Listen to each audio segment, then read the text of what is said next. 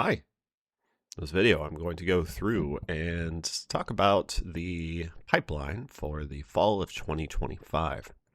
Now, in this video, you're going to see a lot of sections labeled like this. Those numbers should be consistent with what you are seeing in this semester's homework. So if you're watching this at a different point in time, those numbers may have slightly changed, although the general context is likely to remain the same.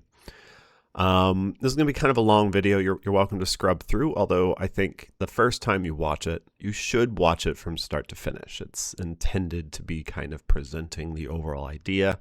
I am going to try to kind of talk around things in a way that helps you kind of understand the code and not really like how code fits together. So it's really more of a whole. But let's just jump right in. It's going to be long enough as it is.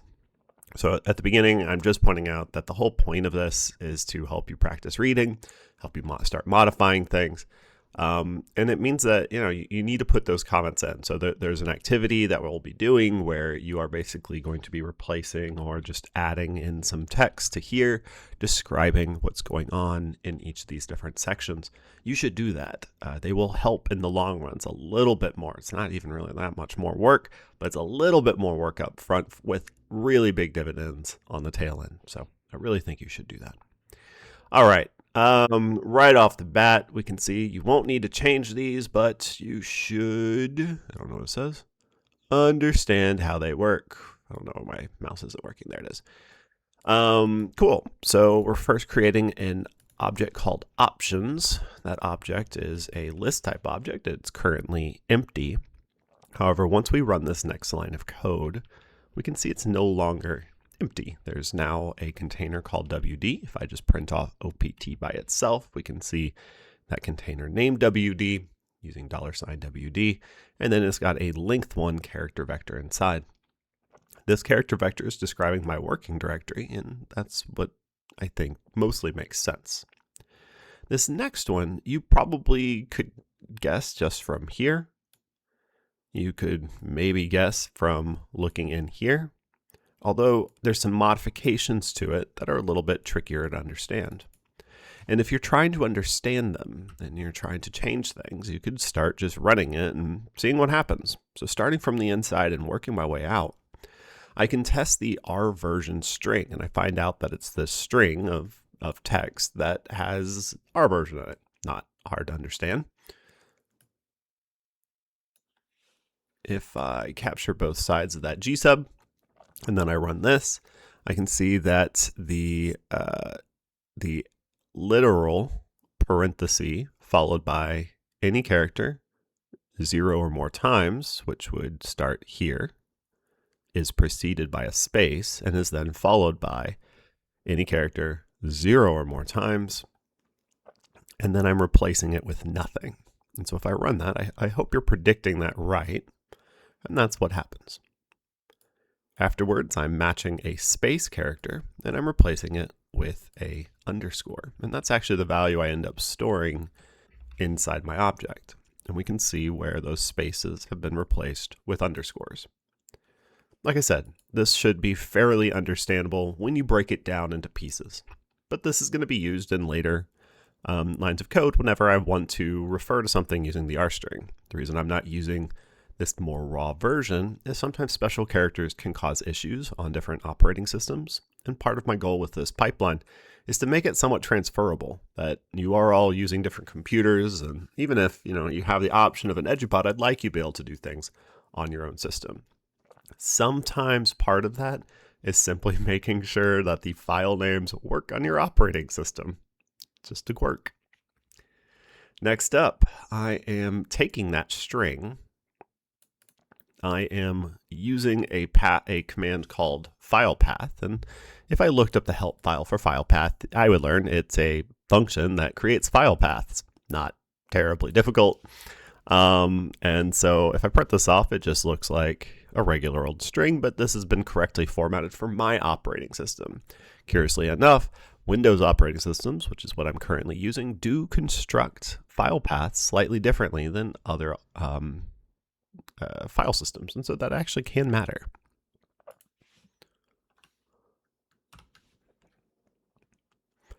Next up, we have something that more I just have to describe. You probably aren't going to just know off the top of your head unless you're really reading some of those later texts fairly carefully. This is a directory that exists on the EduPod. It stores a bunch of packages that are useful in this analysis that would otherwise take a while to install. And so I've shared this with you, and then my configuration file checks to see, does this directory exist? And if so, then it adds it to what we call the library path of R. These are the directories where R will look for libraries or packages. And so that's it. On my personal computer, this won't ever be used, although I do need it in OPT in order for my configuration file to work correctly. We are installing packages from 2 different locations in this pipeline. We are installing some from the CRAN, that's the Comprehensive R Archive Network, got it. And we are installing some from Bioconductor. CRAN is where you have mostly been installing things from. Bioconductor is a biology specialized suite of packages that contains things like the differential expression analysis, a package for manipulating biological sequence data, a package for organizing large experiments with lots of different interconnected pieces, such as your differential expression data, where you have the actual counts, the observations per gene, per sample, alongside clinical data describing those samples and genomic information describing those genes. Those all have to be kind of integrated together, and it allows you to manipulate them kind of all at once. It's a pretty cool tool. You'll see some good examples there. We have some TCGA biolinks. I don't actually know what all is in this GUI. That's graphical user interface. We won't end up using it, but it seems to help with y'all's installation. Additionally, this is the GitHub version. So this is a version that is publicly, has it like the Bioconductor package suite. They have their own servers that store a copy, and actually probably several copies, of the TCGA biolinks package. Well, it turns out that that version isn't working currently, at least not for our data. And so I'm installing this newer version that's kind of the cutting edge version of that package. And then really the important ones is this TCGA biolinks. This TCGA biolinks is the package that will actually allow us to connect to the GDC. And it in particular is the one that we require that GitHub for. I'm using both of them with GitHub because it helps make sure that they're at least consistent with each other, since they presumably interact with each other. Although, like I said, I don't actually know what TCGA biolinks GUI does in this particular context. But that's pretty common. The people will, as you're developing one package, you'll be developing the other, and they could kind of interact. So these both get stored in here. Remotes is used for that interaction with GitHub. Bioconductor is what allows us to access BioC, so the Bioconductor. ggplot, ggrepel, y'all are familiar with. And once we run those, which I did forget to do, once we run those, I can now run my source function. This is going to take a second. I can't remember if I've run this on this computer yet, and so I may just pause the video while this is happening. I do want to point out, yes, I am going to have to pause this. I do want to point out that I'm going to be saying no to these pop-up messages, which you may or may not be seeing. I'm just going to say no.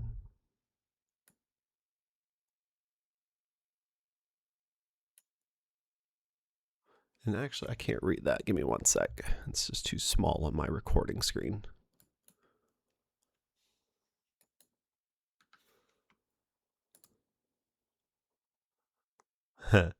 Yeah, so that message said, do I want to restart? And I really didn't want to restart. Now it's not quite working, but this gives you a great chance for you to see kind of how we generally want you to be doing this. When that didn't work, I'm just going to restart R. I'm just going to shut it down. If it asks me to save my space, I'm going to say no. If it doesn't ask me to save my space, I'm going to be kind of watching to see, does this reappear when I come back? So there you go. It's asking me to save my space. I don't want it to. I want to restart things. I don't want all of this saved because that's what my goal is to restart. So don't save. That's a lovely background. Thanks, Windows, Microsoft, I guess.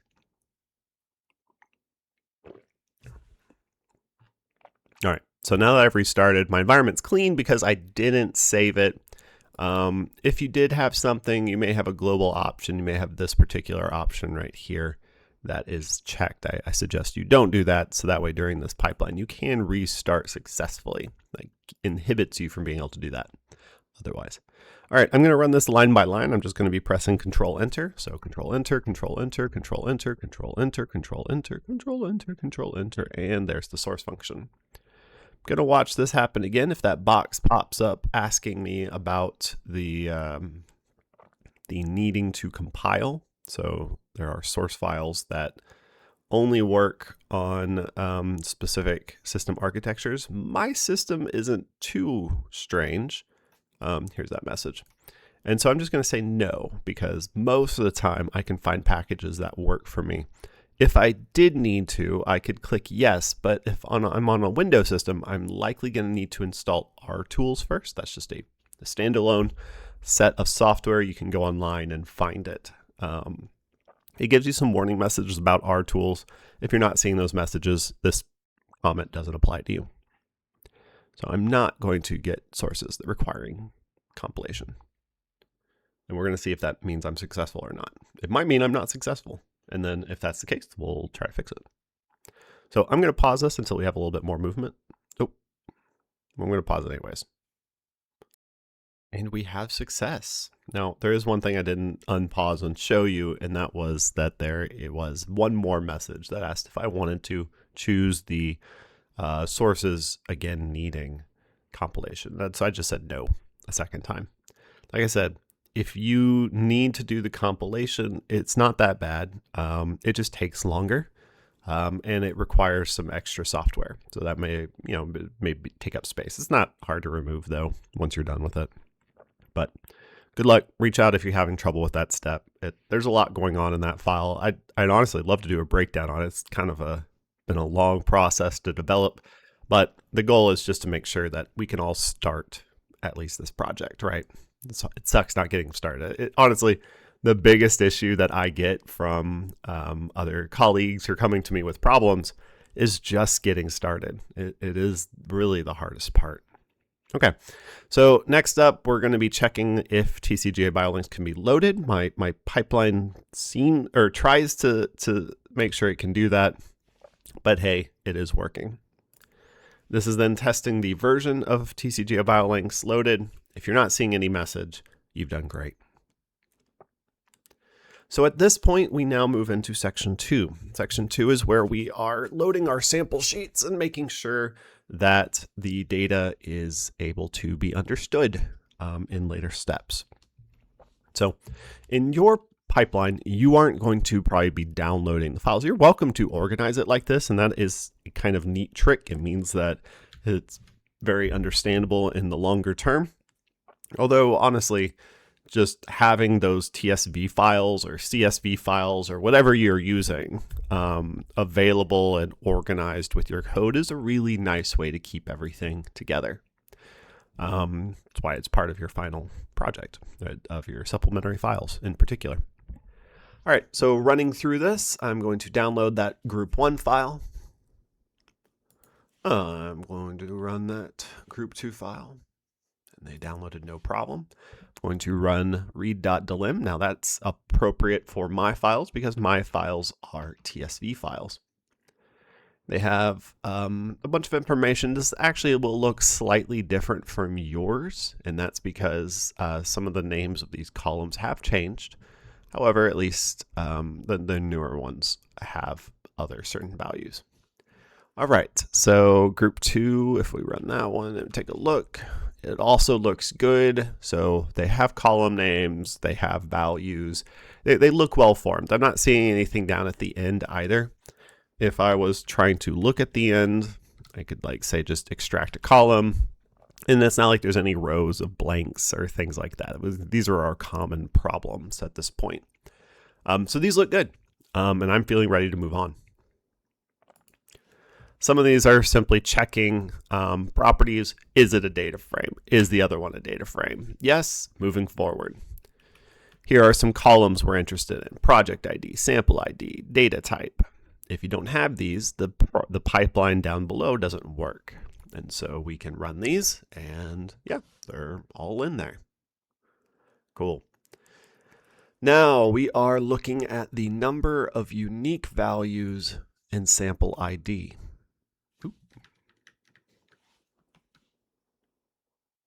Oh man, I accidentally pressed Control-Shift-Enter, and that means that it actually recreated my object, and now I'm missing some options. I'm going to need to go rerun some things. So I'm actually just going to pause this video. I'm going to go back, and I'm going to go rerun the code, probably skipping that configuration step, and then move forward. All right, be right back. I just reran it all. All right. So I can't remember if I talked about this one. These are just certain column values that need to be present in our group files, or it doesn't work later on. And so I am storing them inside of OPT. There they are. I'm then determining, are they in the column names of group 1? And true, true, true. Project ID is, sample ID is as well, and data type is as well. I then summarize all of that because a if statement requires a length 1 logical vector. And since my goal is to make sure that they are in all of them, or they all are in the column names, the all function is appropriate.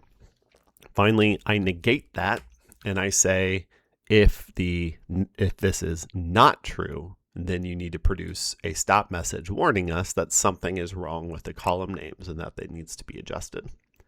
That's it. Pretty straightforward, just multiple steps. That's the hard part. Hope that helped. Next up, we are checking out the length of the unique sample IDs. So there's our unique sample IDs. Those are of a certain length. And then we're checking to see how many rows are in group 1. Well, if there were non-unique values in group 1, then this value on the left would have been shorter than the number of rows, because those non-unique values, the later ones would have been removed. That's how the unique function works. And so because that did not happen, the stop message doesn't get produced saying that we had duplicate values, because we didn't have duplicate values. There's a lot of ways I could have done that. I could have said like any duplicated.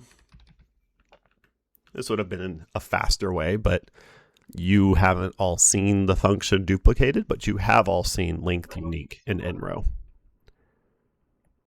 But that's not what I did. So moving forward, I repeat that for sample ID, case ID in group 1 and group 2. For the record, the reason why students get duplicate sample IDs is usually because things like the sequencing was just done multiple times.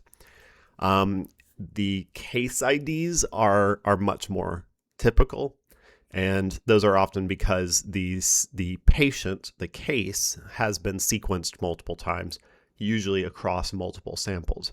And so you can imagine that as you progress through these different stages of cancer, they may want multiple biopsies and then end up sequencing the samples collected during those subsequent biopsies.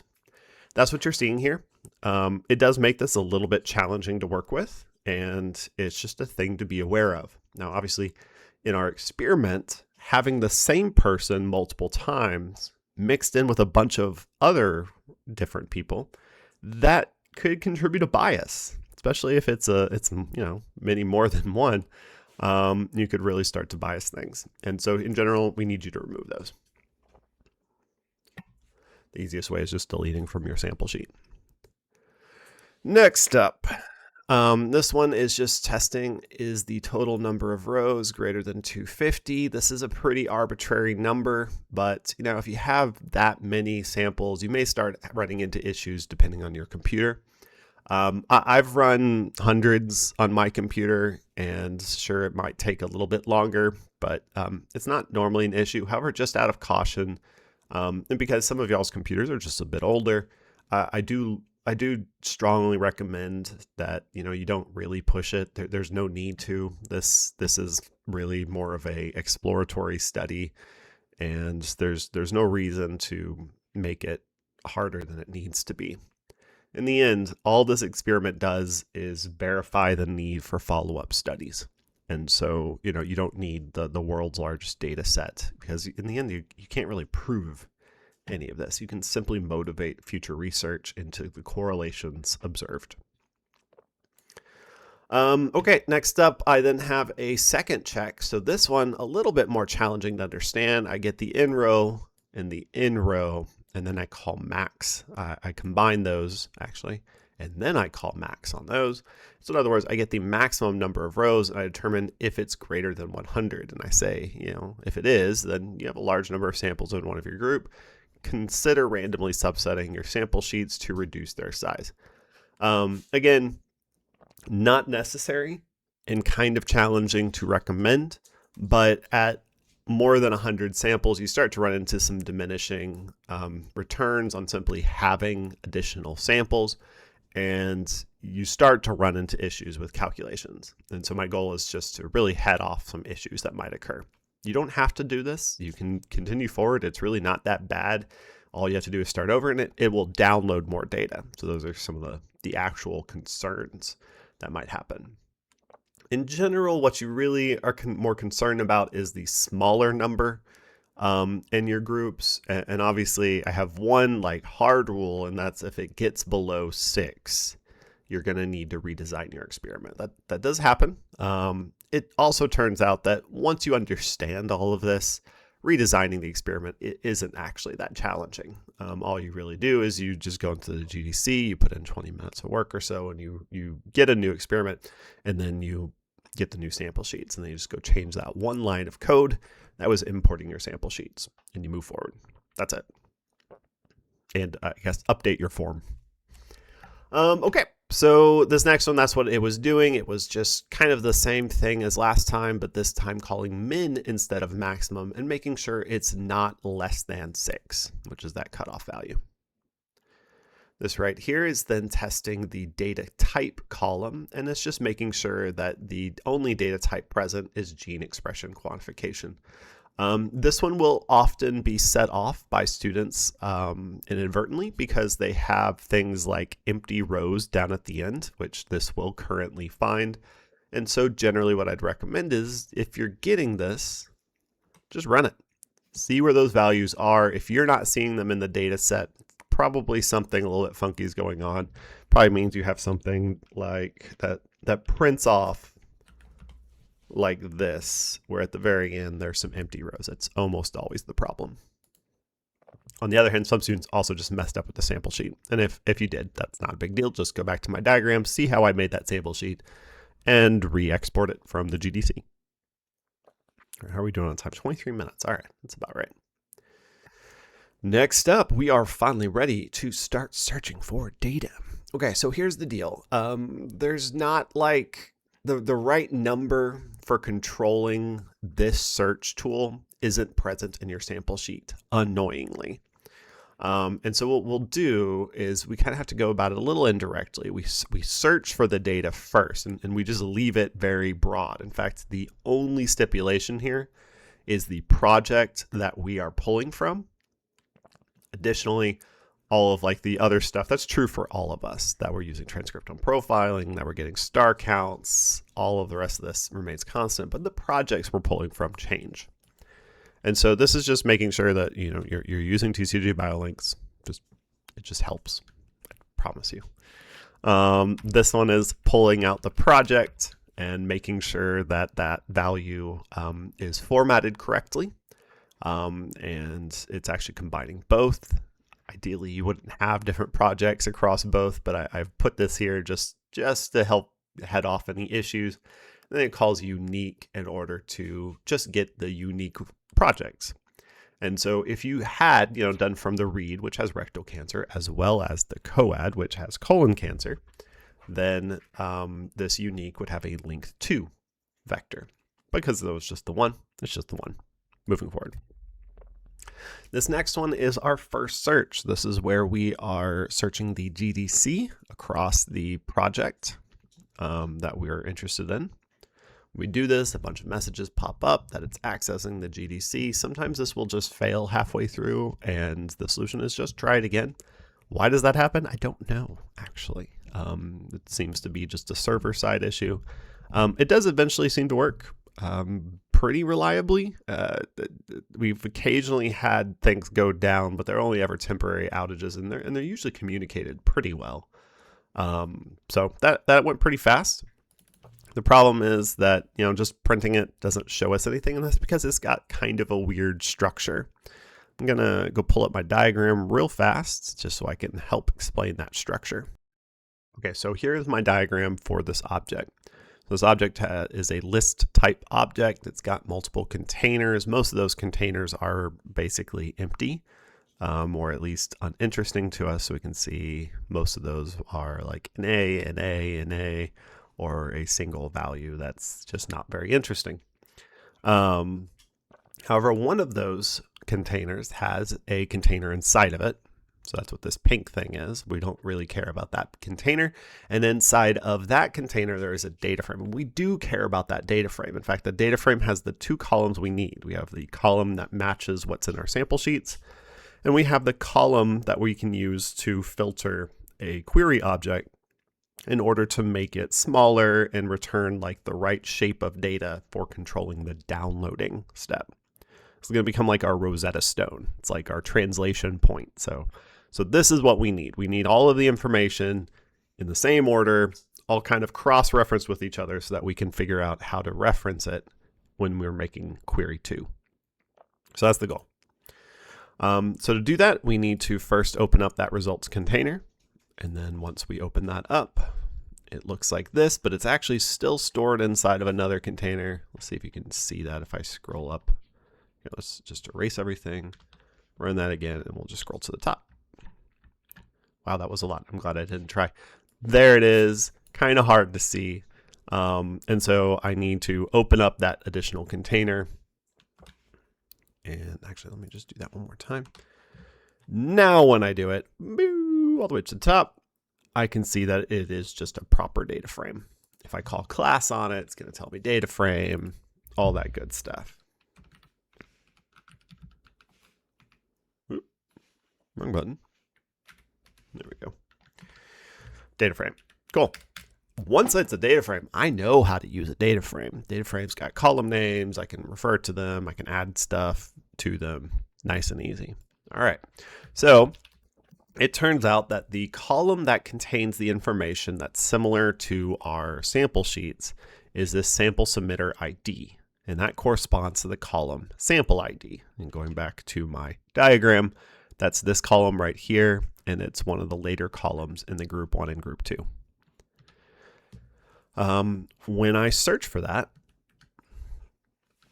I'm getting some logic saying true or false, are they in that group 1? So we can see that there's actually quite a few samples because this is the entire TCGA COAD project samples. And so of the 400 and I don't know, looks like 430 or so, of the 425, 430, whatever, samples, a certain number of them overlap with my group 1. So what I do is I just add that in. That's now a new column added to the end of SAMDF. Here's another new column, but this time overlapping with group 2. Then finally, here's a third new column, and this is where either one are true. This next step is just visualizing this. It first used an order function to reorganize everything, but it put all these trues at the top. And as we go through, we can scan and just check to make sure things are matching. We can see that there's all kinds of data in this object.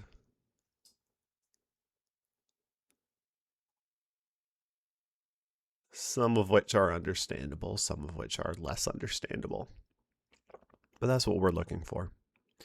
Now, what would be nice is if these columns matched our sample IDs. And I'll be honest, I haven't checked this year. Historically, they don't match, unfortunately, what's in our sample sheets.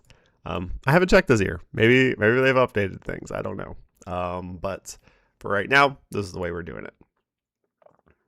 Next up, we've got now that we've got a column describing what samples from that query that we're interested in, I am creating a object of those sample submitter IDs that have been sorted here so that I know which ones I'm looking for.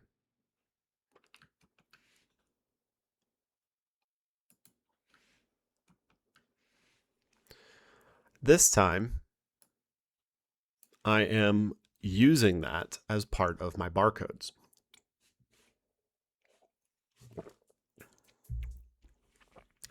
Those barcodes are going to control what search results get returned to me, and I'm able to then parse through that information. There we go. Again, it's not very interpretable, but then this section is just going to go through and do some quick checks. This is actually currently focused on the group 1 and group 2. There's 19 and 54. There's no overlap between them. So if I say, are any of these sample IDs in this grouping? The answer is 0. Is there any in the other direction? Nope. Here I'm pulling that SAMDF2 out, and I can see that I have some number of rows and then ending here. And so here I'm just seeing that my second query is about the size of those previous 2 group objects, which makes sense. And I'm ready to just go check to make sure that those samples exist. So here I am checking for my sample submitter IDs. Do they exist inside my sample ID? When I run that, about half of them, or actually that's not true, it's like I think 19. For group 2, it's the opposite. And so we should see that these numbers match, and they do. As long as it's not like much greater than 50, you're good. I think the numbers I've said earlier are like 100, 150. Like I said, it's not a big deal. It just might start bogging down your system. It's more just trying to protect you. Finally, I check to see, are they all in one or the other group? And that's just a final check to make sure that there's no extra barcodes in there. This is one of the ones that will most commonly still turn up, and this is just because of the way that people have input these IDs into the system. Sometimes samples simply are sequenced multiple times, and that can sometimes cause this to occur. If that's the case, then you can just remove those samples, but you need to do that in a previous step. Probably actually just in your sample file in particular. But all of that has been towards the goal of creating this query2 object. This query2 object, now that we've checked it, verified everything looks good, it's all still in its original shape, which is needed because it gets used here to control that download. I have it set up to do 10 files each time, and it's then going to download those, and this is going to take maybe a few minutes, so I'm going to pause the video if it takes any length of time. I thought I already downloaded them, but I guess not. So let me pause the video while those are downloading. And we're back. All right, so we got the download. They're all downloaded. Like I said before, with the searching, if it does fail halfway through, just give it another go. Usually that solves it. If you start still run into issues with downloading, reach out. There are some like quirks that have been present in the past, which I haven't seen in a while. Hopefully they don't affect us now, but sometimes there is some issues with downloading.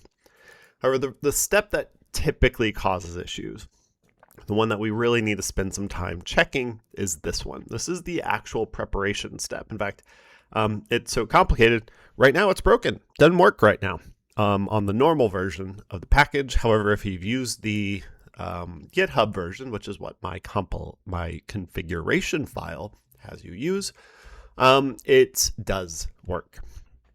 So I'm going to run this. Because my package version is greater than 2.37.1, and that comparison actually does get used correctly, interestingly enough, because of the class that of object that this produces right here. If that's true, then it will do this. And so I know that my version was right. It was the newer version. All right. This all looks like it worked out correctly. It added in clinical information, it added molecular information, it added information about the sources from papers where all of this comes from. It added in the unstranded assays. That's actually what we use in our differential expression. That is just basically raw count data. There are actually several other data sets that it also added that we won't be using in our actual calculations. You could, especially in some visualizations of some of this data. Those would be quite useful. But for the most part, we're just using the unstranded. Excuse me. All right. Next up, we have the summarized experiment. So summarized experiment. Let's just pull up my diagram again. Let me move my head out of the way. Whoop. It's not my head. There we are. Bye-bye. Okay. Besides my Mickey impression.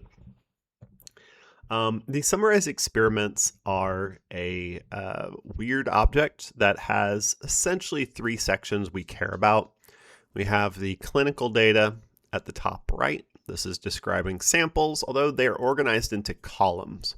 When you're visualizing data describing the clinical data, this is usually what you're describing. In order to access it, we take the name of the data of the data object, and we use the col_data function. This is a function coming out of that summarized experiments object. It's intended to pull out this section of the object. You can also do DDS $, the name of the clinical descriptor that you're trying to do, and it does work, although it's not a data frame. I really have to stress that. There are ways of converting parts of this to a data frame, which are described up here and demonstrated in the code, but it's not a data frame by itself. And that's the most common source of confusion, because of course it is. It's confusing. The assays section, accessible by running the assays function on the object, is where the gene expression information is actually present. Now here, interestingly enough, the samples form columns. So it's samples across rows of genes. And those are going to be basically the summary values, how many reads per gene were aligned per sample. So each row and column combination is a gene and sample combination. It turns out there's also multiple forms of that, and those are those different normalization techniques that we studied during one of the homework assignments. But the one we care about the most is the first one, which is just basically the raw counts, or it's also called unstranded. At least right now. We're about to change that, but right now it's called unstranded. The final section is a section describing the genes themselves. What are we talking about when we say different genes? And that's present in the row ranges section. I also probably just call it the genes section fairly commonly, although they're not technically all genes. They don't all do coding. They don't at least have to. And so it's probably more appropriate to call them features, but there you go. Row ranges, that's what it's called. Finally, there is a metadata section, which I very rarely look at, only when something's really going wrong or I'm just trying to figure out like where the data came from. But this is just basically your receipt. This is showing where did this information come from. And that's it. There's a whole vignette that goes through this and how to use it. But for the most part, you can use these tools and you can convert their output to a data frame if you really needed to manipulate them. The ways that we subset this object, though, are using our square bracket tools. And that's because that's how R is built. The square bracket tools are for subsetting and extracting and all of that. The ways that we can control it are the ways that you would expect, although this vector, when used in the row section, there aren't rows. I have to stress that this object doesn't have rows and columns because it's this weird multi-dimensional thing. When we put it in here, one sec. Rows. Nah, that was fun. Okay, bye. When we put it in the rows section, it affects the genes. When we put it in the column section, it affects the clinical data, so the samples.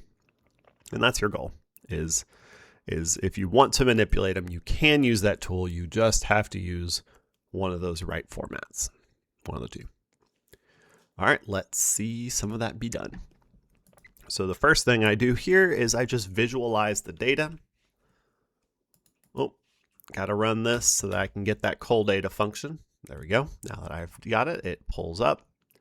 I can see that this is actually quite large. In fact, it's more than 150 columns, which means I can't view them all at once, and I have to actually click through in order to explore them.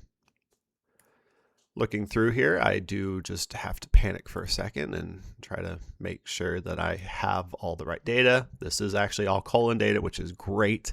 If it wasn't colon data, I'd be concerned, but it is because they've implemented my fix for their pipeline. So this is all looking good. The data matches what I'm expecting. It's all coming from colon cancer samples. So here's that tissue or organ of origin. It's not super well controlled, but hey, this is just my demo.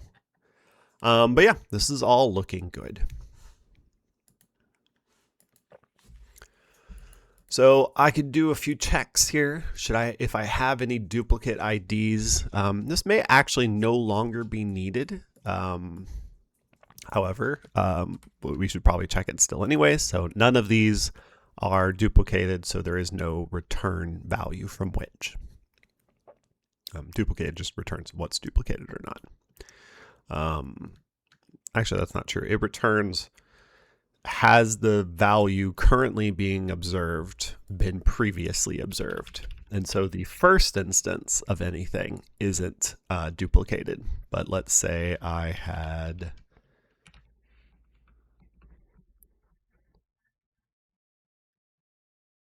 this object where the third value in sample submitter ID is being added to the end.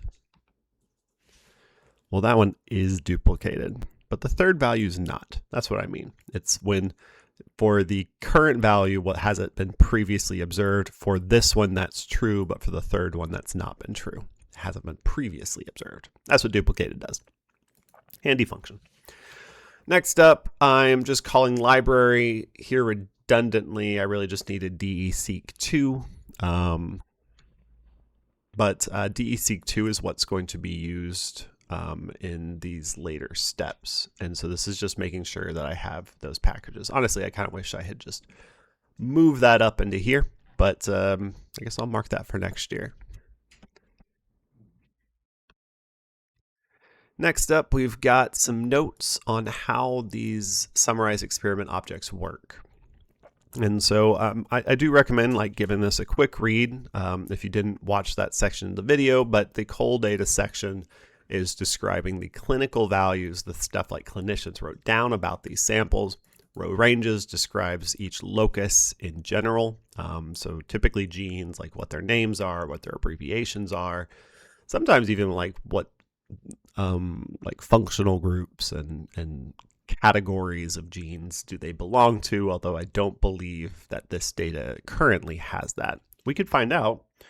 We could get our DDS object and we could run row, I couldn't remember the capitalization, ranges. There it is. And when I run that, I can see a little bit of information, a little bit hard to see. Source, gore, character. Here's the abbreviation. Here's it telling us, is it like protein or is it a long non-coding RNA? I don't know what this value is. Havana gene. I could go do some research real quick. Well, not terribly interesting. It's just another nomenclature for genes, it seems. Not a functional characterization. Yeah, so like I said, right now this doesn't seem to have any functional characterization in it. That's usually the something I have to pull up using a different tool. I was just checking to see. Sometimes these things get updated, so it was worth it. All right, the ways that we can access them and manipulate them are described right here. Again, I already described that in this previous section, but this is kind of the key thing. The square bracket tool with the comma uses something, works a little bit weirdly. You can visualize it by visualizing that count data that was present in the assays section. That count data had rows of loci and it had columns of samples. And if you're visualizing that, that's how this tool is implemented. That if you subset something in that row section, it subsets the loci. If you subset something in the column section, it subsets the samples. So you'll see some examples in a bit on how we do that. But first, we're going to check it just to make sure we understand what's going on. We're going to add some needed columns in order to do an analysis. So just reading through this, we have group 1. We have sample submitter ID. Some of those are in group 1. And so trues and falses that have been stored in a new column called group 1. Now, that's actually going to get stored inside of our clinical data because that turns out to be what $sign allows us access to is the clinical data. We could have also added it in a different way using the col data function, but this is one of the easier ways. Next up, we've got doing the same thing, but this time for group 2. And so this is telling us true or false, is it in group 2? Now, this is where it gets something you just kind of have to know. It turns out that for differential expression sequencing 2, the algorithm that we use to do the differential expression, that the system it uses is going to consider a factor. That is a class of object. It's based on integers, actually. But it stores these values as basically categories, and they're stored under the hood as an integer. So right now I have an integer 1, I have an integer 2, which stand for the category false and the category true. Now these are not true and false like in the logic type data sense. These are true and false as categories, as factors. But that's important because this is how we can control DESeq2. And the order is going to be that it is going to make group 1 the first level, and it's going to make group 2 the second level. That needs to match when you print it out. The first level, the second level. Thus, the appropriate column of these two for me to have used is group 2, because that would make it true for group 2. I hope that makes sense. Think through that again if that doesn't make sense. But the key here is I made both because why not? It's nice to have both.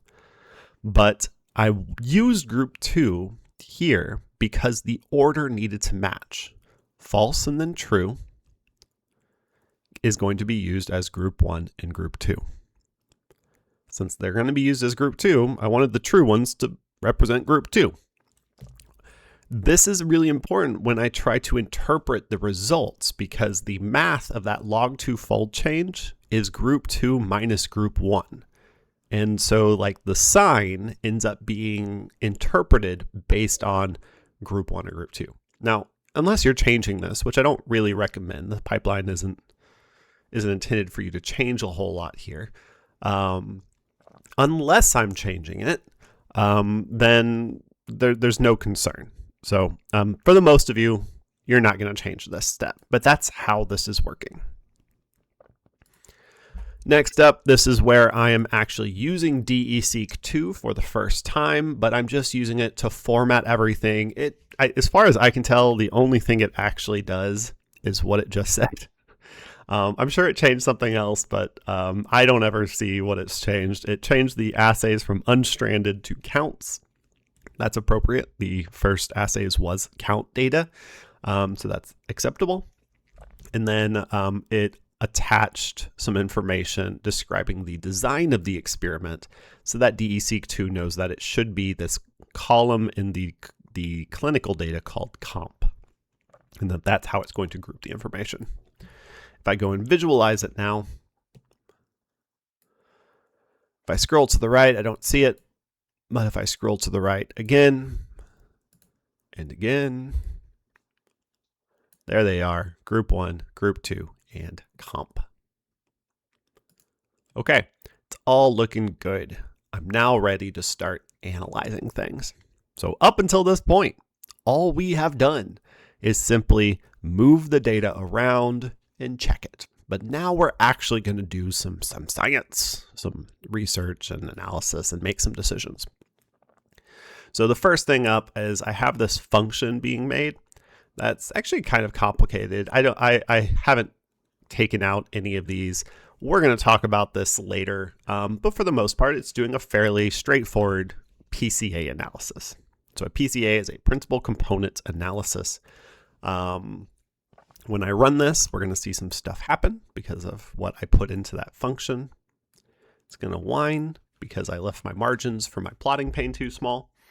But now that I've made it bigger, and if I move my big old head out of the way, we can see the plot that was produced. Now, a few things about this plot. We have these 4 samples over to the right. We have the rest of our samples over to the left. We have 1 sample down at the bottom. Looking at this, if I'm trying to decide, like, does my data look comparable? It's honestly not horrible, somewhat comparable, but this section on the left probably doesn't belong. There's probably some sort of trend overall that this is showing us. These are kind of just like trend. That's really the interpretation. It's overall correlations between samples. These 5 samples are weirdly correlated. Like they correlate more with each other than everything else across a lot of different genes. And so maybe there's just something different about them. We don't know what's different, and we could investigate and at least find out some of what's different. But at its core, we just know something's different. And so this is often used as quality control, that even if I don't know why, and I don't really care that much why, knowing that these are different means that I probably shouldn't include them in the analysis. And so this is just me adding in some extra information describing like what I'm about to do, but I am generating a cutoff value, and then I'm going to extract the x-axis. So these are each of those x-axes. Each one of these dots represents a different case, and then I'm going to compare them to that PCA1 cutoff. And so that's going to basically just tell me true or false. Is that x-axis greater than 120? And so that's going to be false, false, false, false, false for all these, and true, true, true, true, true for those. If I do that, and then I use it in an extraction, I find out that some of these cases over here had bad, are belonging to these on this side. I finally use that vector in a comparison, and I say, where are my barcodes not in that bad samples? And I use that to do some subsetting. And if you don't know what I'm doing here, go take a look at that diagram on summarized experiments object. This is me generating a logical vector in order to subset my samples. I do that, and I create dim2. Dim2 has, well, different dimensions than dim1. If I wanted to compare, bam, there. We can see it used to be 73. It's now 68, and so we succeeded. So it worked out well. We did subset it. Now, I then repeat this process, and I say, okay, well, I've removed those 5. I've removed those like big kind of weird patterns. What does it look like now? And when I do that, it's all going to move around. And we'll talk, when we talk about PCAs, why it's all moved around, but it actually all looks much more reasonable now. There are still some like outliers, but they're not so extreme anymore. In my opinion, and this is where I think some experience and sometimes just opinion comes in, and I think we should always have to acknowledge that in science whenever us humans in our thoughts and minds have had to make an influence on the outcome. My opinion is that this is fine. And so eventually in my paper, I will actually describe both of these plots, possibly both in the main paper, possibly just in supplementals, depending on how much I want to really talk about them within the paper, but they absolutely should. They belong in the paper because they tell the story, and especially they tell the story that is not objective. Always an important thing in scientific communication. Okay, so having made that decision and now having DDS2, I don't need a DDS3 from here because I'm pretty happy with my current subset of information. So the next thing I'm going to do is I'm going to start analyzing the frequency of zero read depth. And we talked a lot about this when we've been looking at these normal distributions, is that, well, they're not normal distributions. That's the problem. These read depths are what's called a Poisson distribution. Specifically, they're like the cumulative binomial sampling of a Poisson distribution is what I've been told to call them. In the end, they're complicated distributions. They represent something where each observation changes the frequency or the like the probability of the next observation, and that gets complicated. And so this program has ways of helping to deal with that. One of those, though, is to help normalize the data to make different genes comparable. But the problem with that is as you near zero, that system breaks down. That it just doesn't make sense. If, I have a gene that is observed 100 times on average per sample, well, that's really far away from zero. I'm going to have a nice symmetrical, or at least nearly symmetrical distribution following what we expect for count type data. But as we near zero, that left edge starts to get cut off. Additionally, the variance becomes a smaller and smaller percentage of the overall variance because each of those values only has one gradation, right? That they are both positive and they are discrete. And so as we near zero, those features of the data become more and more pronounced. And consequently, we end up needing to remove them. And this is typical. When we're working with this count data, like these features of count data, that it is discrete and that it is positive only, they encounter problems when we start to do math on them.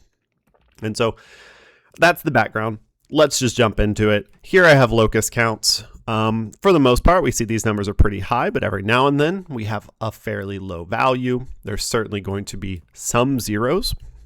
And so what I do is anywhere there is a zero, I'm going to return some logic. And I'm going to first do this by grouping. So I extract here group 1. I then compare those values to 0.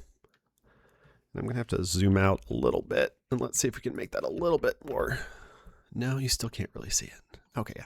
So now I just have a big old grid of trues and falses. Anywhere that it was true, oh, I saw a couple there. Anywhere it was true, I am going to start to do some math. So the math I'm going to do is called row means. And what we've learned is that falses become zeros, trues become ones. And so a row mean ends up just adding together a bunch of ones and then dividing by how many values were in that row. In other words, it gives me the proportion that are true. And so, for the most part, there are no samples that had 0. But every now and then, we have a row that had a lot of zeros. And every now and then, we have a row that had so many zeros that we actually start to expect to see problems. And so here is a histogram of that distribution. We can see that the vast majority of rows had no problems, but sometimes there were. Sometimes every single sample was 0. And for those rows, the system won't work, right? There's just not enough data. And honestly, if both groups have not enough data, that row just ends up getting omitted from the final analysis, so it's not a big deal.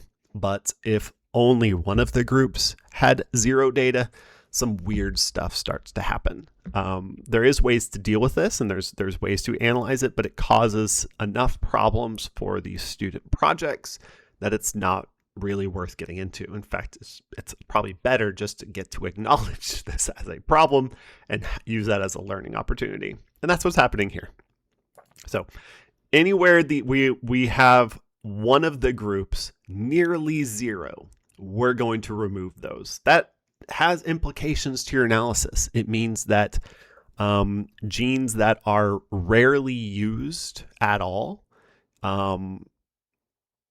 in one of your groupings won't be observed. That is legitimately dismissing genes that maybe we shouldn't be dismissing for your given experiment, but that's how this pipeline's set up.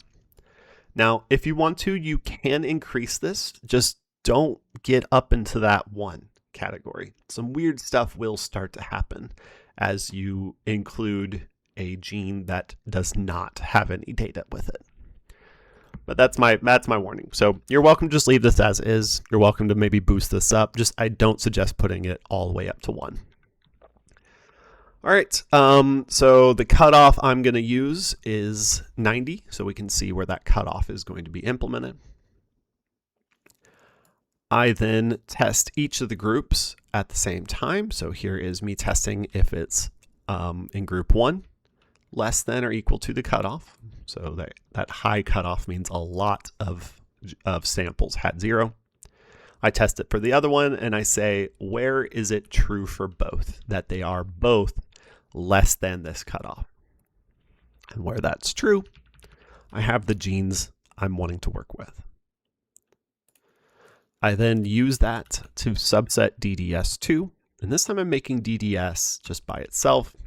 And we can see that it's now gone from like 66,000 or so different genes to 38,646 genes across those 68 samples from our original subsetting. Okay, that is the end of our filtering section. We are actually now ready to start the differential expression analysis. At this point, we're just going to do some quick checks just to make sure everything's still there. Is there gene data? Yes, there is. Is there sample data? Yes, there is. Are these actually rows and columns? No, they are not.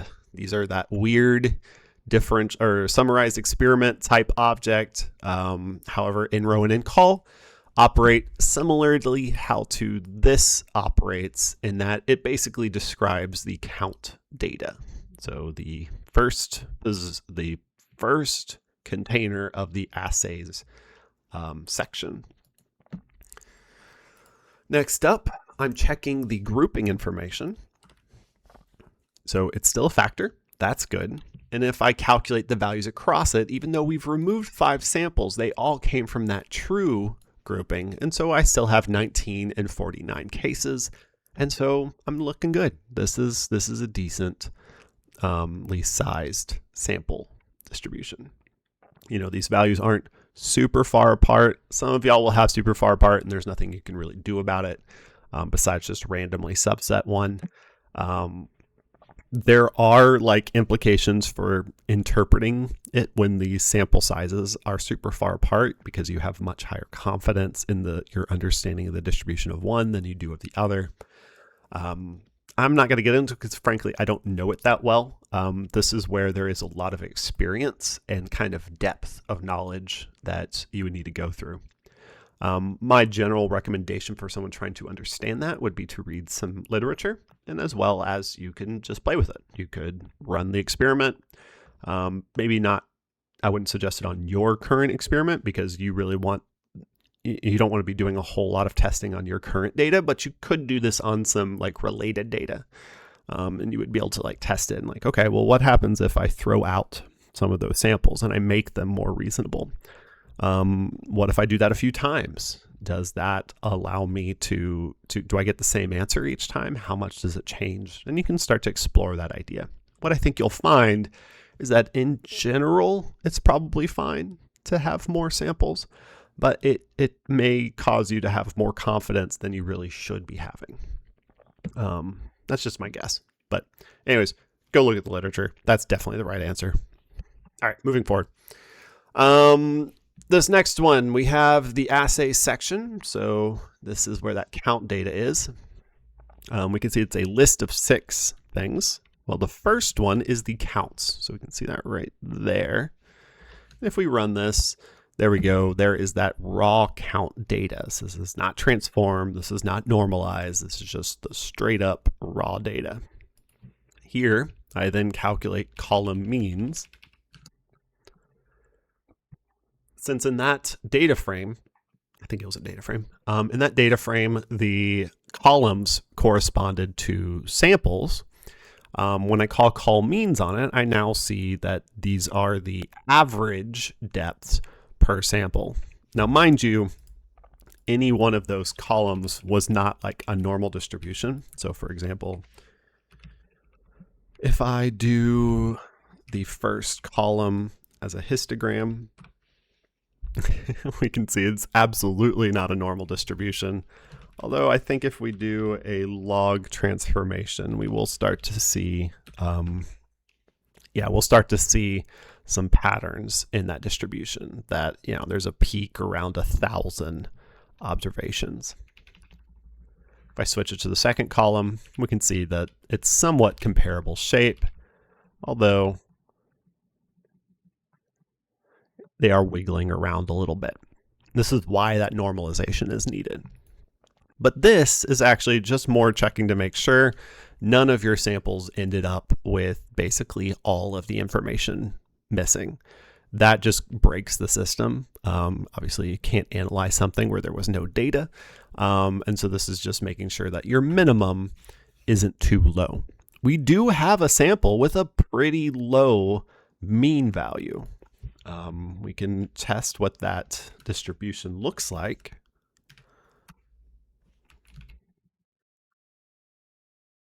Some more breakpoints.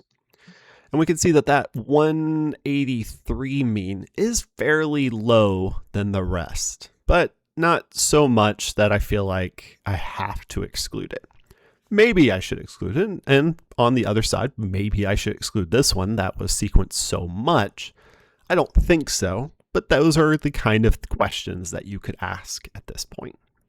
In the end, I'm feeling okay to include all these samples. They don't seem so different that I don't feel comfortable. The 183 feeling a little bit low, but there it is. Next up, I'm just checking for the maximum values of how many were equal to 0. So this is where I was pulling out the raw data, comparing it to the number 0, and then determining for each of these rows how close, what was our maximum value. So since we filtered it to less than 0.9, it should be less than 0.9. And it is. Same thing for group 2. So all of our checks working out, we're ready to move forward. Here is the actual differential. Actually, that's not true. This is simply doing the setup just to make sure it's all still formatted correctly. If there's any issues with that, it will produce some error messages saying it couldn't set comp as the design of the experiment, or that there was some problem with DDS. This is just more of a quality control step. This next one is then going to spend some time and estimate how much each gene has changed as a function of like the overall sequencing. Going to re-estimate that normalization process. This isn't actually just TPM. This is something a little bit more complex than TPM, where they're better analyzing that distribution with all the caveats that I was saying before, where it turns out they aren't normal distributions, and there is a little bit more information we should be considering when trying to make those distributions comparable. However, once that's all run, now we have the DESeq function. So this is the actual differential expression analysis. It does a whole bunch of different processes. I've been told that BCHN or BCH339N does a great overview of this. There's also several workshops on campus for what's happening in this actual process. There is quite a bit going on, but it also requires a lot of time spent on the math. And frankly, the vast majority of biologists doing this technique, this is really their interaction with it. We spend a lot of time preparing the data, researching what should go into these processes. But the actual process itself is complicated enough, and we just rely on the programmers enough that we just run it. And then, as problems come up, so things like zeros in the data or low read depth loci become more important, we do research on how do we then make changes to this model in order to improve it for our current experiment. But right now, we're just basically using the default parameters. That's why we did some fairly harsh filtering earlier on. That's all done now. If I print off DDS, it really looks pretty much the same as it's been looking. But there are now some results stored inside of it. I've just extracted those results using the results function. This is an object that kind of looks like a data frame. Let's see what class it is. I think I know what class it is. Oh, no, it's its own little class. So they have their own version of a data frame, probably based on a tibble or something like that. But hard enough to use that I just work around it by converting it to a data frame, a very typical process for me. Additionally, because I also want information describing the genes that are going on, I also convert the row ranges data to a data frame. And finally, I bind them together on the column section to create res output. And res output is essentially your table 2, the loci table, whichever one's the loci table. It's your table of loci from the supplementary data.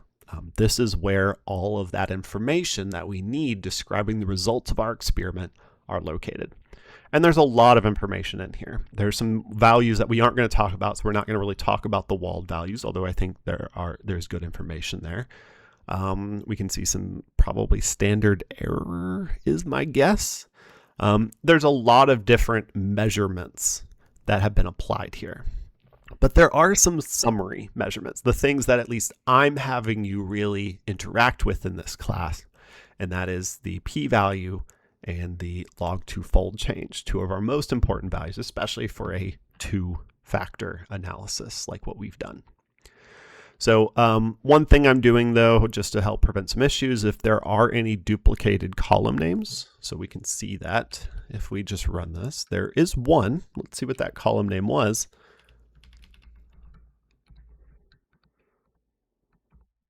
Okay, so there was a column name called base mean. That makes sense because I'm betting there was a base mean here and then there was a base mean for row ranges. Well, because both of them are,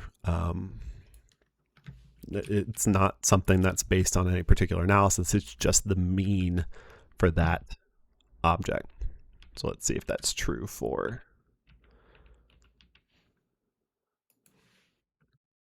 row ranges. Base. Oh man, I can't remember if it was capitalized or not.